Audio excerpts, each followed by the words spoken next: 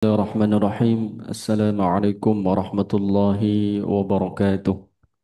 Waalaikumsalam warahmatullahi wabarakatuh. Alhamdulillah, alhamdulillahi rabbil alamin wassalatu wassalamu ala asyrafil anbiya wal mursalin sayyidina wa maulana Muhammadin amma ba'd. Pertama, bersyukur kita kepada Allah Subhanahu wa taala, sama-sama kita ucapkan alhamdulillahi rabbil alamin. Yang kedua, bersalawat kita kepada baginda Rasulullah sallallahu alaihi wasallam seraya mengucapkan Allahumma salli ala sayyidina Muhammad wa ala ali sayyidina Muhammad. Jamaah salat subuh Masjid Raya Nurul Hidayah yang sama-sama dimuliakan Allah Subhanahu wa taala. Hari ini melanjutkan kajian tafsir tematik Al-Qur'an kita. Kita memasuki Quran surah ke-33 ayat 21, yakni surah Al-Ahzab, yakni dengan tema uswatun hasanah. Untuk itu kami meminta seluruh jamaah Masjid Rainul Hidayah untuk bisa mengikuti kajian kali ini sampai dengan waktu syuruk insyaallah. Untuk itu kami meminta kesediaan daripada guru kita Kiai Haji Ilhamuddin Qasim MA untuk memberikan materinya. Kepadanya kami persilahkan. Ya, terima kasih. Bismillahirrahmanirrahim. Assalamualaikum warahmatullahi wabarakatuh. Alhamdulillahi alamin. Wassalatu wassalamu ala asyrafil anbiya'i wal mursalin. Sayyidina wa maulana Muhammadin. Wa ala alihi wa sahbihi ajma'in. Allahumma rabbana atina min ladunka rahmah wa hayyi lana min amrina rasyada. Amin ya rabbal alamin. Alhamdulillah, dengan izin dan karunia Allah juga kita dapat bertemu kembali. Dalam kesempatan ini kita akan melanjutkan kajian kita di surah ke-33 surah Al-Ahzab. Akan kita bagi dalam dua tema. Yang pertama, pertemuan kali ini diambil dari ayat 21, yaitu uswatun hasanah. Semoga kiranya dengan mengkaji judul ini, menghayati pesan-pesannya, Allah Subhanahu wa taala senantiasa memberkahi hidup kita dan keluarga kita dari dunia sampai akhirat. Amin ya rabbal alamin. Baiklah, kita langsung saja untuk melihat judul dari bahasan kita, yaitu uswatun hasanah, pada ayat 21 yang lengkapnya berbunyi, laqad kana lakum fi rasulillahi uswatun hasanah liman kana yarjullaha wal yawmal akhir wa dzakarallaha katsira. Uswatun hasanah, itulah yang akan kita kaji, dan kita akan mulai dengan arti dan makna. Mari kita lihat terjemahan ayat 21 untuk melihat terjemahan atau arti dari uswatun hasanah. Silakan. Sungguh telah ada pada diri Rasulullah itu suri teladan yang baik bagimu, yaitu bagi orang yang mengharap rahmat Allah dan datangnya hari kiamat dan yang banyak mengingat Allah. Uswatun hasanah artinya suri teladan, contoh yang baik. Dalam Al-Quran kita diingatkan ada dua rasul yang Allah rekomendasikan untuk menjadi uswatun hasanah. Di ayat ini uswatun hasanah ditujukan kepada Rasulullah Sallallahu Alaihi Wasallam. Jadikan Muhammad Sallallahu Alaihi Wasallam Rasulullah sebagai uswatun hasanah. Satu, seorang nabi lagi adalah Nabi Ibrahim alaihissalam. Allah katakan jadikan Ibrahim sebagai uswatun hasanah. Dengan sa Tertera di dengan surat ya 60. ya sya ya. Pada surat 60 ayat 4 Kita langsung saja ke ayat 6. Ada kata-kata begini. Laqad kana lakum fihim uswatun hasanah liman kana yarjullaha wal yawmal akhir. Di ayat 60 ini kata-kata uswatun hasanah ada di ayat 4, tapi yang kita ambil ayat 6-nya. Laqad kana lakum fihim, silakan. Sungguh, pada mereka itu Ibrahim dan umatnya terdapat suri teladan yang baik bagimu, yaitu bagi orang yang mengharap pahala Allah dan keselamatan pada hari kemudian. Dan barang siapa berpaling, maka sesungguhnya Allah, dialah yang maha kaya dan maha terpuji. Jadi pentingnya menjadikan dua nabi ini, Muhammad sallallahu alaihi wasallam, Ibrahim alaihissalam, sebagai uswatun hasanah, teladan hidup, contoh bagaimana menjalani hidup dengan baik, sehingga kita akan mendapatkan rahmat Allah dan tempat terbaik di akhirat. Demikian pentingnya mencontoh, meneladani dua nabi ini, sehingga ketika kita sholat, dua nabi ini yang kita sebut. Allahumma salli ala Sayyidina Muhammad wa ala ali Sayyidina Muhammad kama sallaita ala Sayyidina Ibrahim. Dalam sholat kita, kita sadari atau tidak, dua nabi ini kita sebut. Muhammad sallallahu alaihi wasallam, Ibrahim alaihissalam. Kita tidak sebut Adam, walaupun dia nabi manusia pertama. Kita nggak sebut Sulaiman, kita nggak sebut Daud atau Yusuf. Yang kita sebut dalam salawat kita, yang merupakan rukun dalam sholat, adalah Muhammad sallallahu alaihi wasallam dan Ibrahim alaihissalam. Itu berkaitan dengan agar kita diingatkan, agar kita selalu menjadikan dua nabi ini sebagai uswah hasanah, teladan yang baik dalam kita menjalani kehidupan. Itulah arti dari uswatun hasanah, teladan yang baik.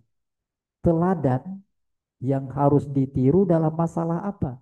Dalam masalah mendapatkan, mengharapkan rahmat Allah dan hari akhirat yang terbaik.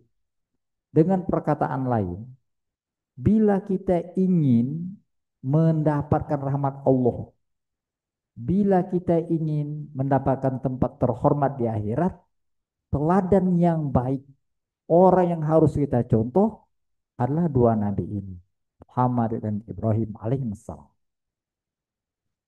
Itulah arti dari uswatun hasanah, sedangkan makna di baliknya adalah menyadarkan manusia adanya naluri, suatu tabiat sudah merupakan fitrah manusia untuk mudah meniru.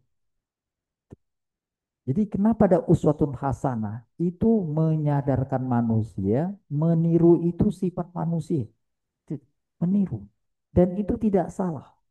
Baru salah kalau kita meniru yang tidak baik. Jadi meniru yang baik itu merupakan suatu yang Allah telah berikan pada manusia. Meniru. Bisa meniru dalam artian meniru mutlak, atau meniru dalam artian mengambil ide gitu. Jadi ada contoh. Contoh itu lalu kita meniru contoh, itu lebih bagus.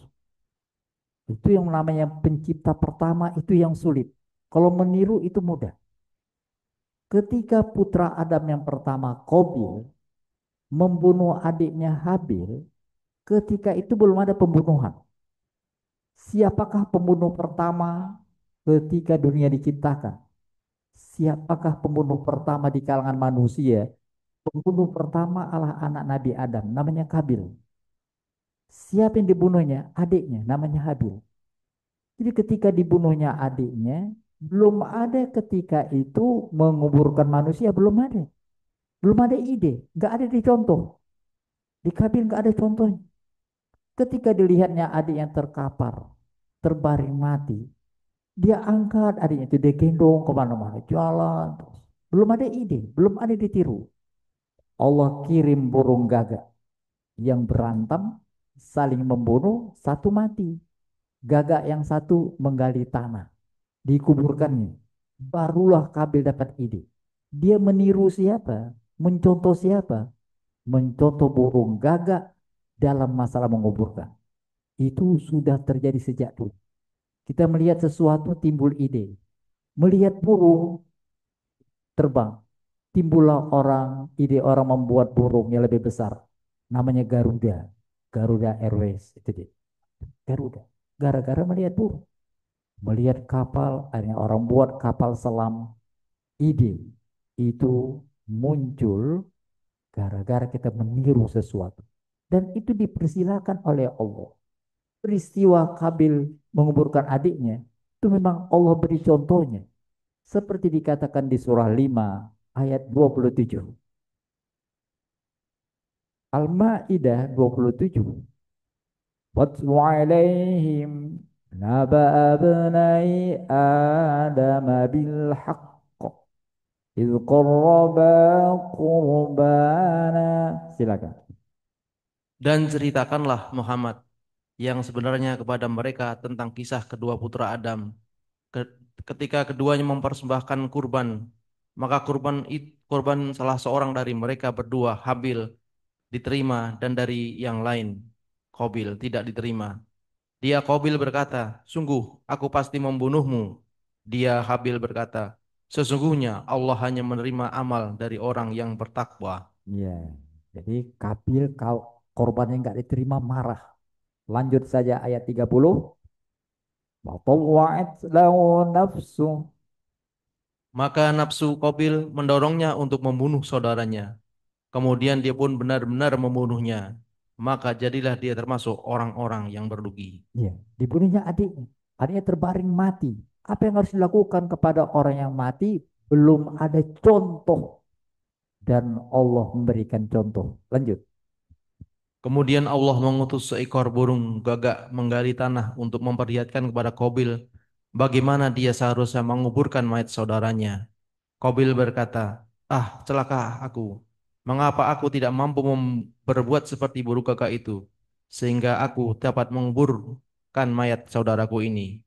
Maka jadilah dia termasuk orang yang menyesal. Menyesal. Kenapa selama ini aku capek-capek menggendong adikku ini yang telah mati? Kenapa tidak dari dulu aku punya ide untuk menguburkan? Sekali lagi itu pelajaran tentang naluri meniru. Itu ada pada manusia. Dan itu tidak salah. Merupakan fitrah kita. Baru salah kalau kita meniru yang salah. Kalau baru salah kalau kita meniru tanpa alasan yang jelas. Oleh karena itu uswatun hasanah mengarahkan kita untuk jangan sembarang tiru. Dan kalau meniru pastikan kita meniru dengan cara yang benar. Itulah arti dan makna di balik judul uswatun hasanah. Kita beralih kepada bagian kedua, yaitu hubungan.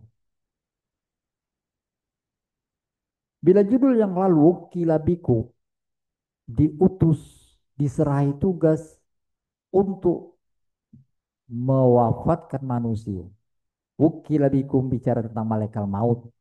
Setiap diri manusia punya satu malaikat maut yang ditugaskan Allah.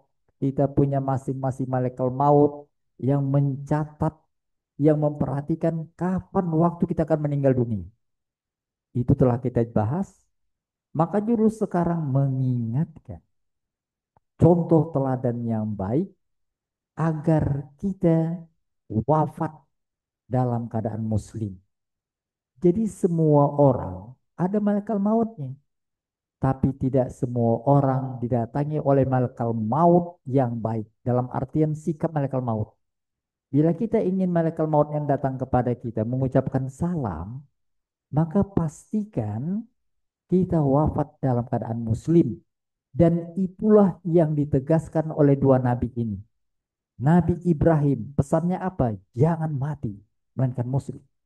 Rasulullah SAW mengatakan jangan mati, melainkan muslim. Nabi Ibrahim mengingatkan di surat 2 ayat 132.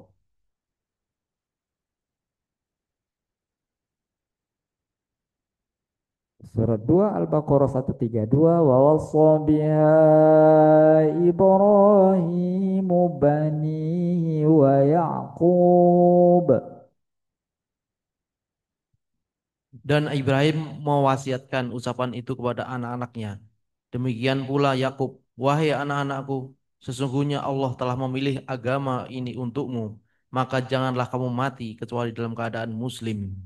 Teladan dari Nabi Ibrahim. Pesannya, wasiatnya bukan tentang harta. Karena harta sebanyak apapun akan kita tinggalkan. Harta yang banyak akan jadi warisan orang-orang setelah kita. Tapi Ibrahim mewasiatkan, ada wasiat, ada warisan yang menanti. Dan syaratnya adalah jangan mati, melainkan sebagai muslim. Jaga akidah sampai mati, itu pesan Nabi Ibrahim dan diteruskan ke anak cucunya. Cicitnya, yaitu Yusuf alaihissalam, di antara doanya adalah, Ya Allah matikan aku sebagai muslim. Tertera di surat 12 ayat 101. Yusuf alaihissalam anak Yakub, Yakub anak Ishak, Ishak putra dari Ibrahim. Jadi cicit Nabi Ibrahim dapatkan pesan jangan mati, melainkan sebagai muslim agar saat malaikat maut yang diutus mencabut nyawa kita dengan baik. Kita lihat doa Nabi Yusuf yang tertera di surat Yusuf surat 12 101. Rabbi qad ataitani minal mulk. Tuhanku, sesungguhnya Engkau telah menganugerahkan kepadaku sebagian kekuasaan dan telah mengajarkan kepadaku sebagian takwil mimpi. Wahai Tuhan, pencipta langit dan bumi, Engkaulah perlindungku di dunia dan akhirat. Wafatkanlah aku dalam keadaan muslim dan gabungkanlah aku dengan orang yang soleh. Jadi Nabi Ibrahim contoh teladan bagaimana agar kita tetap mati sebagai muslim. Ibrahim alaihissalam kita tahu dalam sejarahnya dia dibakar untuk tadi disiksa sampai mati. Tapi api menjadi dingin. Tapi kita lihat Ibrahim Allah Nabi yang meskipun maut sebagai tantangan tetap dihadapinya. Jangan sampai mati. Melainkan sebagai muslim walaupun harus dibakar, dipanggang di tengah baranya api. Muhammad Shallallahu Alaihi Wasallam tetap muslim. Ditawarkan, kau mau apa Muhammad? Mau jadi pemimpin, kaulah pemimpin kami. Kau ingin wanita, pilih siapa yang cantik gadis-gadis yang ada di sini. Kau ingin harta, kami kumpulkan. Rasulullah tidak. Seandainya bulan kalian letakkan di tanganku, matahari kalian letakkan di tanganku, aku tidak bergeming untuk menyebarkan agama ini. Wafat sebagai muslim, Allah pesan Rasulullah Shallallahu Alaihi Wasallam diteruskan oleh para khotib setiap Jumat. Wala tamutunna illa wa antum muslimun, tertera di surat 3 ayat 102.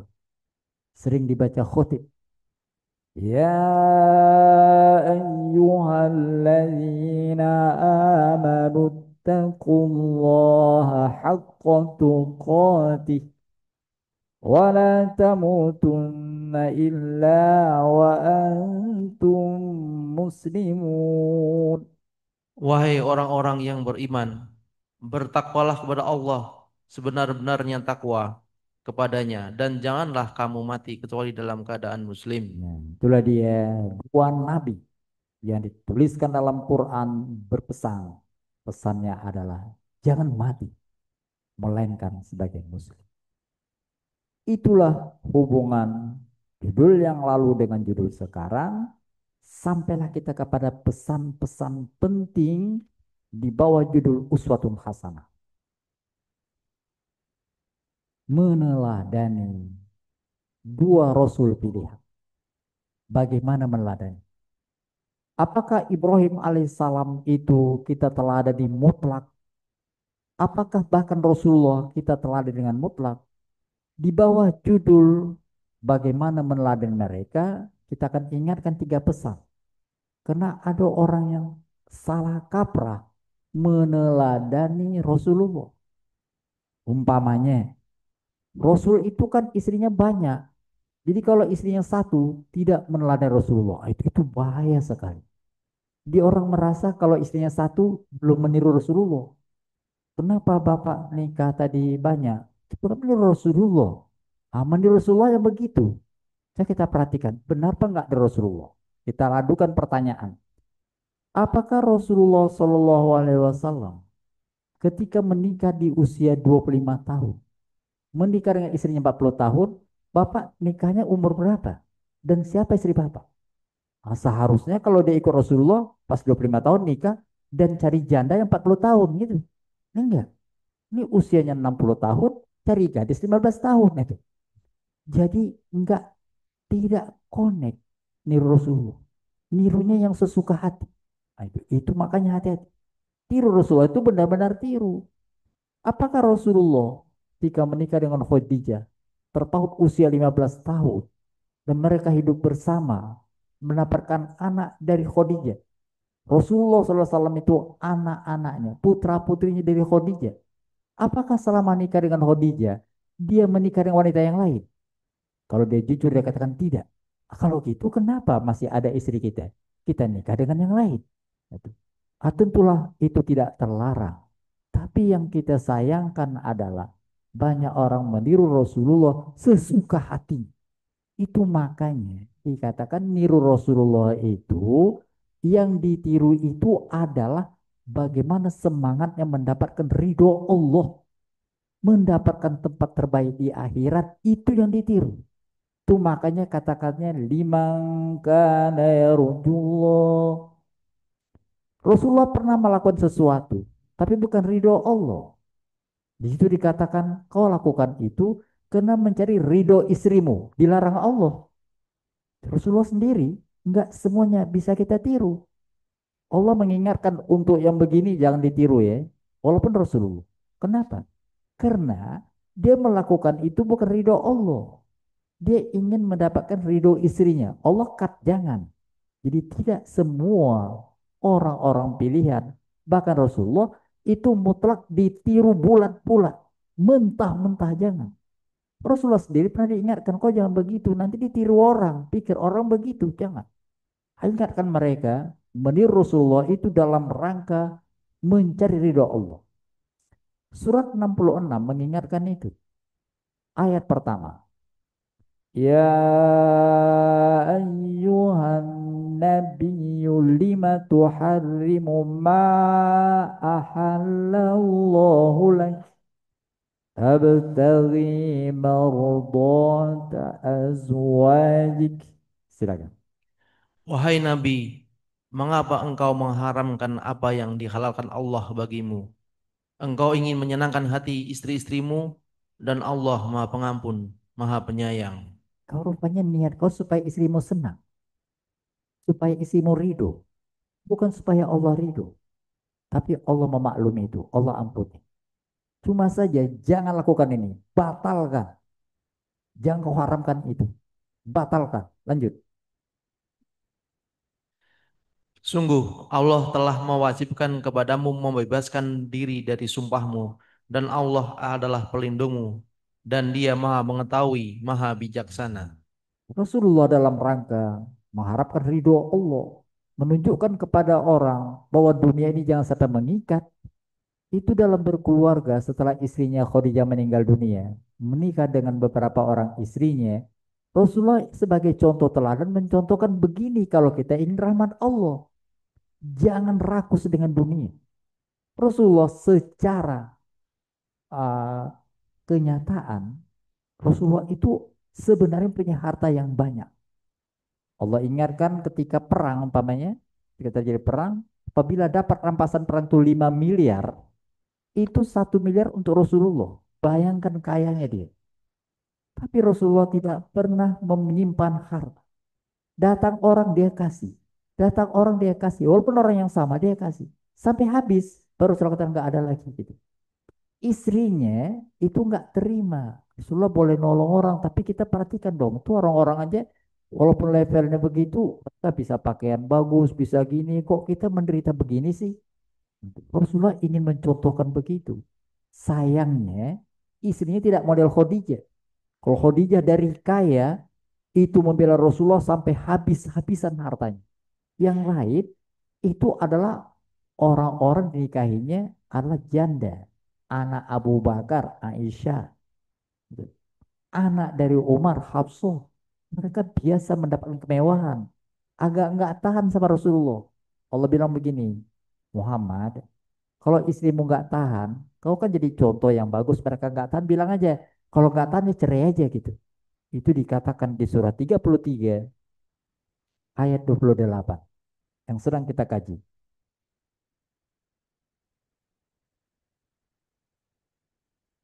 Ya ayyuhan nabiyyu qul li azwajik. Silakan. Wahai Nabi, katakanlah kepada istri-istrimu, jika kamu menginginkan kehidupan di dunia dan perhiasannya, maka kemarilah agar kuberikan kepadamu mut'ah dan aku ceraikan kamu dengan cara yang baik. Aku terpilih menjadi contoh teladan bagaimana berkat akhirat. Kalau kau ingin bersamaku, begitulah modelnya. Kalau nggak apa-apa. Kalau minta apa, aku kasih, tapi kita cerai. Lanjut. Dan jika kamu menginginkan Allah dan Rasul-Nya dan negeri akhirat, maka sesungguhnya Allah menyediakan pahala yang besar bagi siapa yang berbuat baik di antara kamu. Jadi meneladani Rasulullah tidak mutlak seperti yang kita pikirkan. Rasulullah begini, langsung begitu. Tidak begitu. Rasulullah kan mengatakan ini. Jadi kalau keluar dari itu berarti bid'ah. Itu hati-hati yang kata-kata bid'ah. Bid'ah itu bagus dalam artian kita nggak boleh sembarangan meniru. Tapi jangan semua kita anggap kalau bid'ah itu sesat, itu bahaya. Dengan mengatakan Rasulullah nggak melakukan itu, jangan dilakukan. Ah, jangan begitu. Banyak hal-hal yang Rasulullah lakukan, yang tadi ditegur Allah, jangan ditiru. Di satu sisi ada Rasulullah nggak lakukan, tapi ternyata dilakukan dan Rasulullah tidak apa-apa. Ketika Rasulullah ditanya, Rasulullah bagaimana kami selawat kepadamu? Rasulullah katakan, ya katakan Allahumma sholli ala Muhammad wa ala Muhammad. Nggak pakai Sayyidina. Nah, itu. Rasulullah ajarkan itu. Kalau begitu, ketika selawat, Rasulullah kan mengajarkan Allahumma sholli ala Muhammad, mesti begitu. Kalau nama-nama bid'ah, tunggu dulu, jangan katakan begitu. Rasulullah kita mesti perhatikan kenapa dia katakan gitu. Itu menunjukkan kerendahan hatinya. Bagaimana kami memberikan penghormatan kepadamu? Katakan saja ya Allah berilah salawat kepada Muhammad. Itu Rasulullah mereka rendah hati. Seperti kita katakan kepada teman-teman kita yang akrab. Jangan panggil saya Pak. Just call me my name. Jadi panggil call my name. Nama saya aja. Jangan katakan Pak. Pak Ilham jangan. Kita kan teman. Bilang aja Ilham gitu. Itu lebih akrab. Rasulullah begitu. Allahumma sholli Muhammad. Tapi dari Allah Allah katakan itu Rasul itu. Itu orang terpilih. Kalian orang saja, kepala RT kalian kepanggil Pak. Orang di jalan kalian katakan Pak. Kenapa Rasulullah kalian katakan Muhammad saja? Dia mengatakan panggil aku Muhammad, itu kerendahan hatinya. Tapi adab kita kepada Muhammad, katakanlah dia Sayyidina, dia pemimpin. Sehingga pada surat 24 ayat 63 dikatakan begini.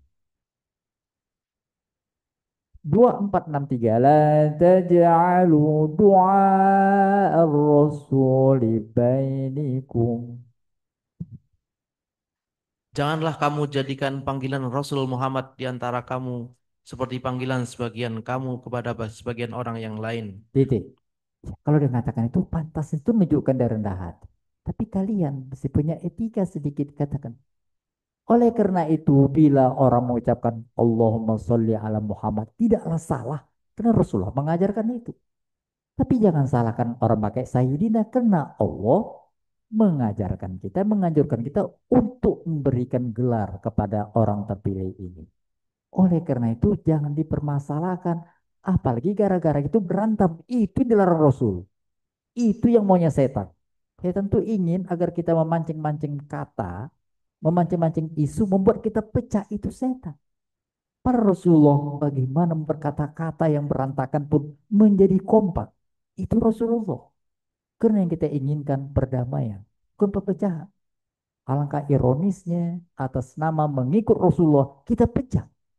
Para Rasulullah itu mengajarkan kita bersatu. Itu salah kaprah. Dan karena itu di bawah judul Uswatun Hasanah kita perlu memperhatikan apa yang perlu kita tiru di balik judul Uswatun Hasanah. Yang pertama, jangan tiru hal-hal yang mengarah kepada kekafiran dan kemunafikan. Itu nomor satu. Rasulullah mengajarkan kita begini supaya enggak kafir. Begini supaya enggak munafik. Itu yang ditiru itu. Dengan perkataan lain, hati-hati. Uswatun hasanah yang diajarkan Rasulullah adalah bagaimana kita komitmen dengan iman kita. Jangan ikutin orang kafir. Jangan ikutin orang musyrik. Artinya, apa yang nggak boleh kita tiru dari mereka? Kekafiran, kemunafikan. Gampang contohnya adalah dalam masalah janji. Gitu. Rasulullah kalau sudah janji, ditepati. Nah, Rasulullah ketika Jibril nggak datang, Rasulullah, "Kau Jibril kenapa nggak datang? Karena sudah janji." Rasulullah sangat sensitif dengan janji. Sebagaimana Allah itu sangat sensitif dengan janji. Innakala tukhliful mi'ad. Allah tidak mengabaikan janji, mengingkari janji. Oleh karena itu, tirulah Rasulullah, jangan tiru orang kafir, orang munafik yang sembarangan dengan janji. Rasulullah janji dan ditepati. Dia adalah orang-orang jadi teladan. Dia adalah teladan dalam memenuhi janji. Kafir dan munafik itu sembarangan dengan janji. Mari kita lihat ayat pertama. Ya ayyuhan nabiyyu taqillaha wa la tuti'il kafirina wal munafiqin. Innallaha kana aliman hakima. Surah Al-Ahzab yang sedang kita kaji ayat pertama.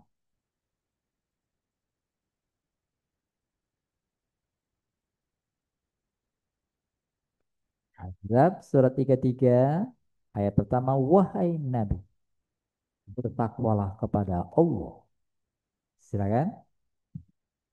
Wahai ayat pertama. Ya, wahai Nabi ayat 1.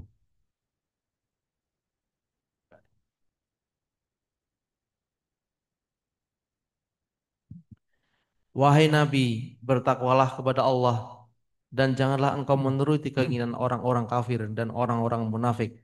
Sesungguhnya Allah Maha Mengetahui, Maha Bijaksana. Apa? Salah satu contoh kelakuan orang kafir munafik ala sembarangan dengan janji. Dicontohkan di surat 9 ayat 75. Wa minhum man ahada Allah la in atana min fadli lanasaddaqanna wa lanakunanna minas solihin.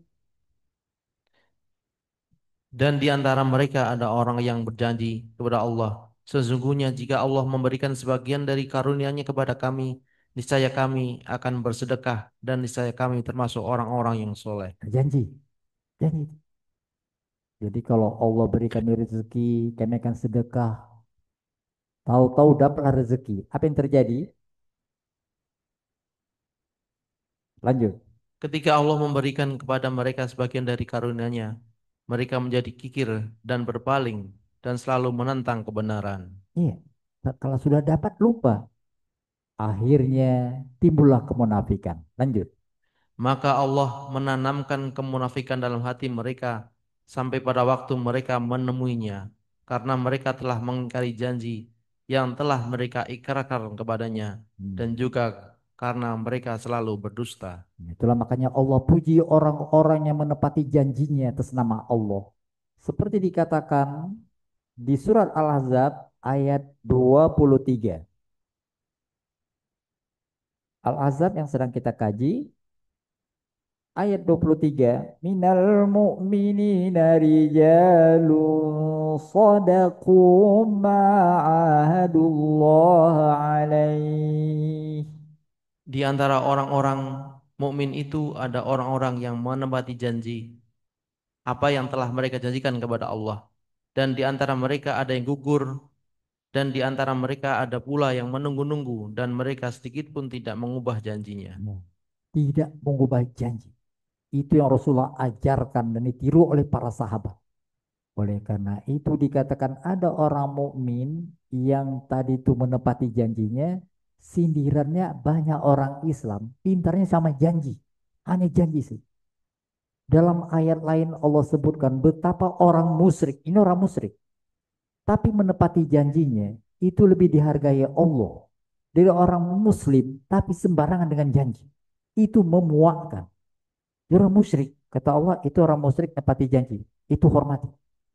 Ada orang Islam sembarangan sama janji, itu Allah sangat benci. Pada surat 9, tadi telah kita baca, kita lihat surat 9.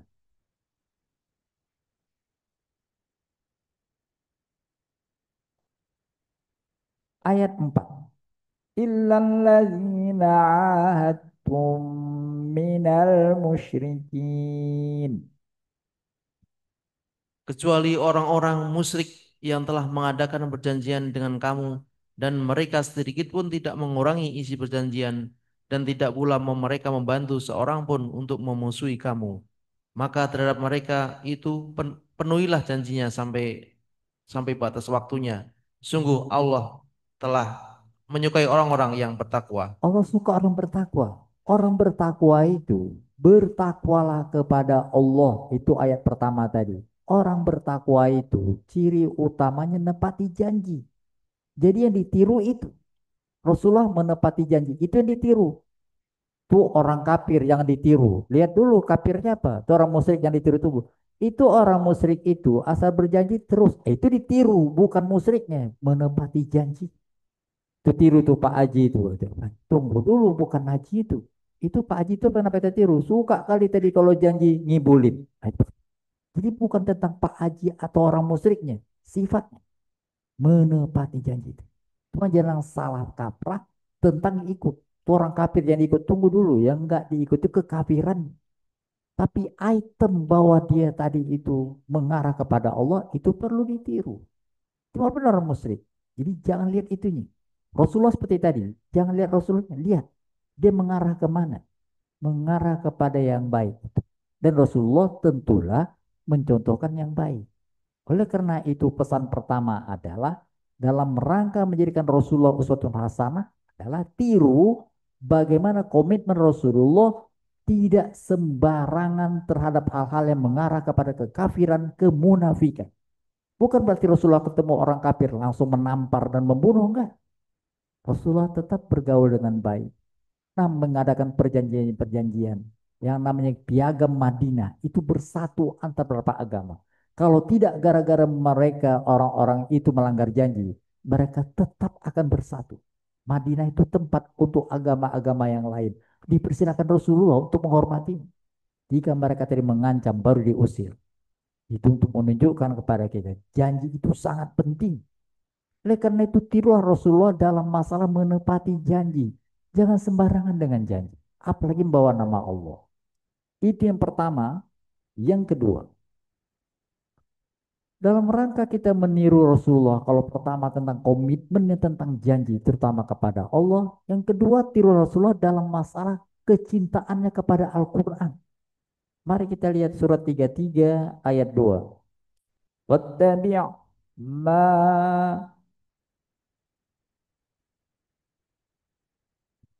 Dan ikutilah apa yang diwahyukan Tuhanmu kepadamu. Sungguh Allah Maha teliti terhadap apa yang kamu kerjakan. Rasulullah sangat tadi itu memegang Al-Quranul Karim. Rasul.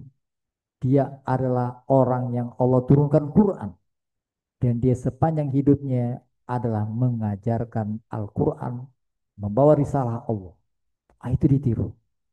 Jadi kita boleh iri, kata Rasulullah, la hasada illa fisnatain. Nggak boleh kita iri. Tapi ada dua hal yang Rasulullah ajarkan pada kita, boleh iri kepada dua orang ini. Ada dua tipe manusia yang kita boleh iri. Iri dalam artian ghibtoh, artinya iri ingin meniru, bukan mencelakakan.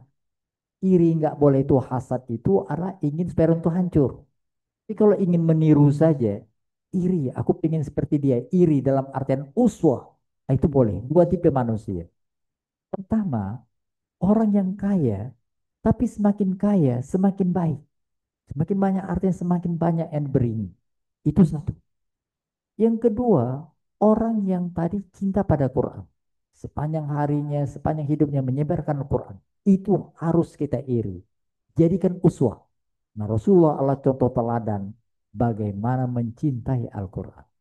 Oleh karena itu, uswah hasanah pada Rasulullah ini adalah tiru Rasulullah dalam kecintaannya kepada Al-Quran. Yang terakhir, yang tiru Rasulullah ini adalah Rasulullah sangat sensitif kepada hal-hal yang dibuat oleh tradisi nenek moyang. Nah, walaupun Rasulullah juga terikut, tapi ketika ditegur dia tahu ini salah. Jadi hati-hati, jangan sembarangan mengikuti tradisi. Salah satu tradisi di Arab ketika Rasulullah pada saat ayat ini diturunkan dan mungkin sampai sekarang masih ada adalah menyamakan anak angkat dengan anak kandung. Rasulullah melakukan itu. Jadi Zaid bin Harisah itu seorang sahabat. Itu Rasulullah saking sayangnya Zaid itu dijadikan anak angkat dan namanya dirobah. Padahal Zaid ini ayahnya Harisah. Rasulullah robah Zaid bin Muhammad. Ditegur Allah, nggak boleh gitu. Itu tradisi. Mungkin sampai sekarang tradisi itu ada.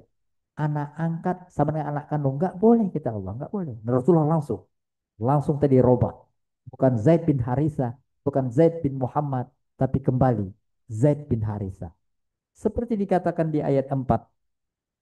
Ma ja'alallahu lirajulin min qalbaini fi jawfih.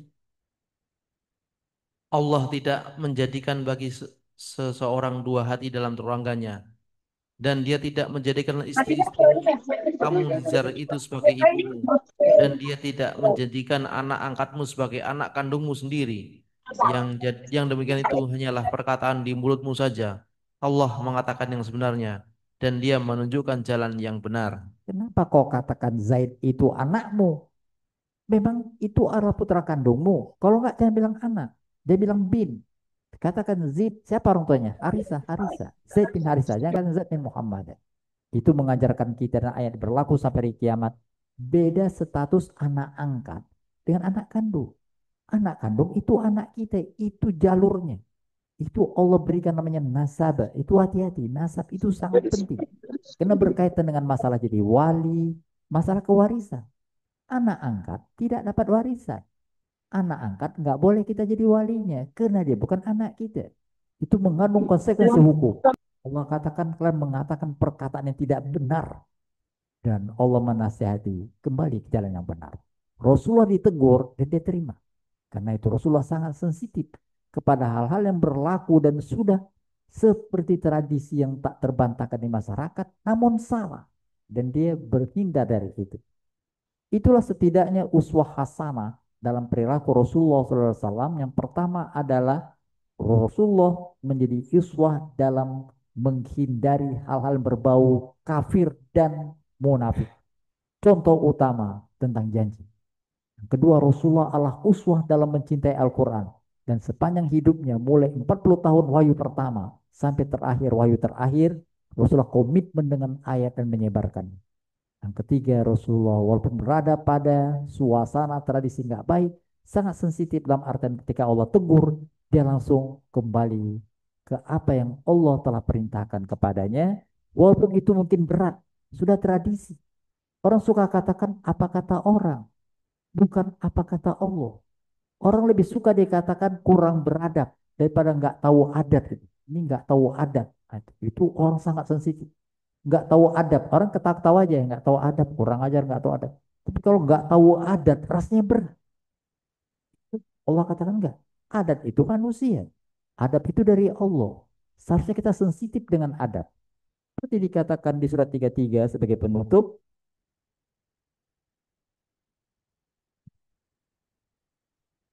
ayat 38. Maka 'alan nabi min haraj bima faradallahu lah. Apa, Pak? 38.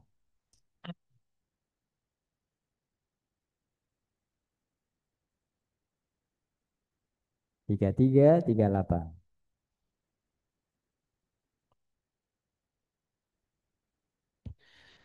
Tidak ada keberatan apapun pada Nabi tentang apa yang telah ditetapkan Allah baginya.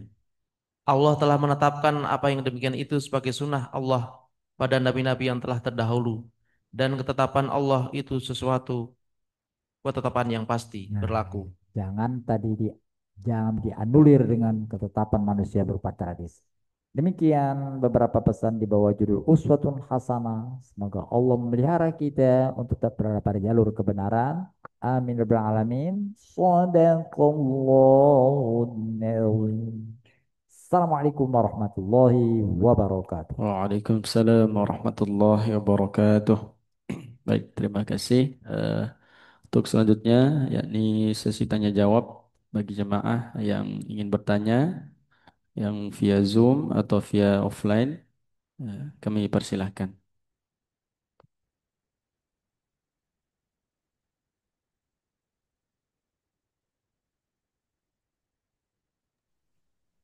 Assalamualaikum Pak Ustadz. Waalaikumsalam Pak Barius. Silakan Pak. Alhamdulillah Pak, ya Pak sehat, ya bagus. Eh, Terima kasih Pak dengan pencerahannya.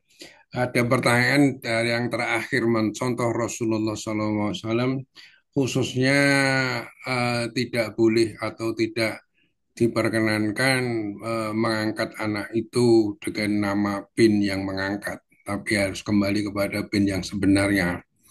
Eh, Kemudian yang kedua itu tidak boleh menjadi ahli waris.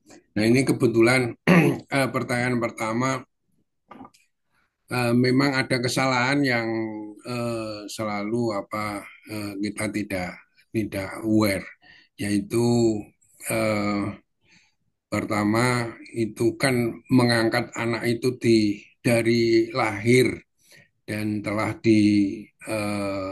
dinotariskan di diminta hukumnya kan yang sah. Kemudian seakan-akan dia itu menjadi anaknya. Nah, pertama soal hal waris ya.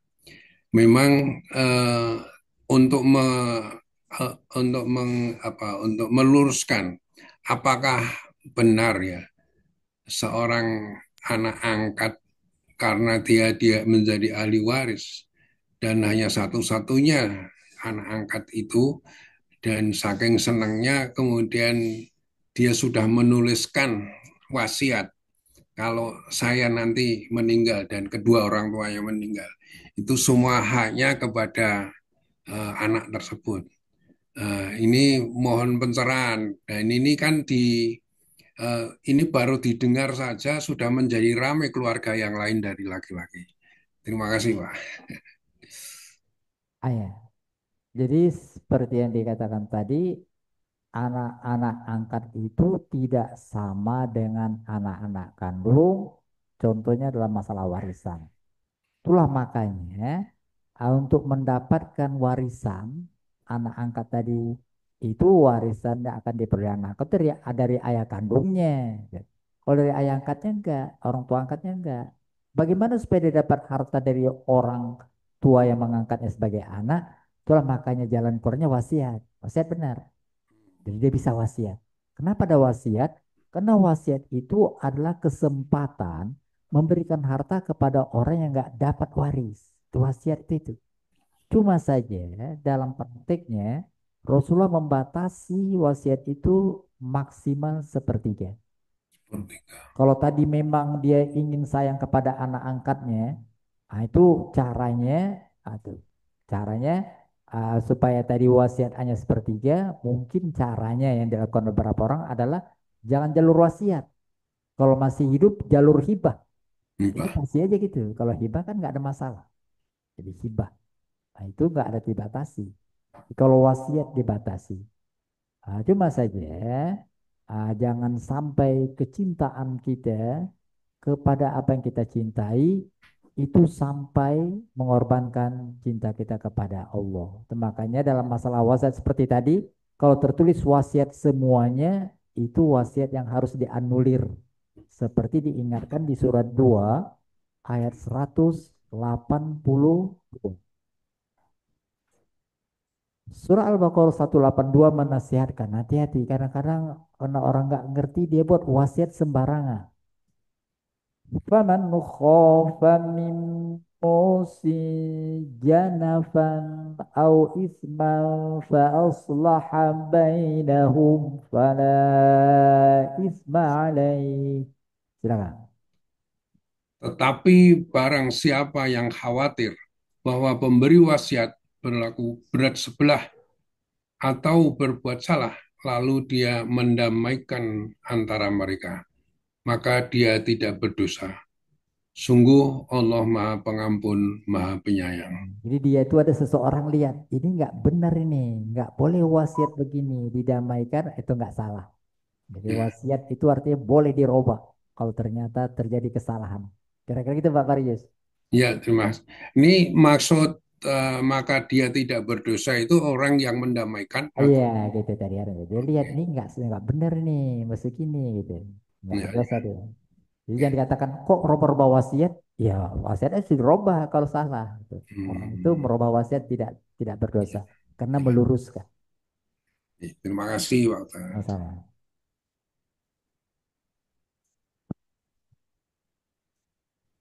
Eh, baik, terima kasih.